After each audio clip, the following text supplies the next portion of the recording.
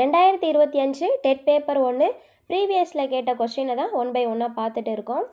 அடுத்த கொஸ்டின் பார்க்கலாம். இலக்கண அடிப்படையில் சொற்கள் எத்தனை வகைப்படும் அப்படின்னு கேட்டிருக்காங்க. இதற்கான ஆன்சர் 4. இது 6th standard 3rd term Tamil புக்கிலேருந்து கேட்டிருக்காங்க. இலக்கண அடிப்படையில் சொற்கள் பார்த்தீங்கன்னா பெயர்ச்சொல், வினைச்சொல், இடைச்சொல், உரிச்சொல் என 4 வகைப்படும். பெயர்ச்சொல் அப்படின்னா ஒன்றன் பெயரை குறிக்கும் சொல்லு தான் பெயர்ச்சொல். எடுத்துக்காட்டு பாரதி, பள்ளி, காலை. ஒன்றன் பெயரை குறிக்கும் சொல்லு தான் பெயர்ச்சொல். அடுத்து வினைச்சொல். வினை என்னும் சொல்லுக்கு செயல் என்பது பொருள். செயலை குறிக்கும் சொல்லு தான் வினைச்சொல்.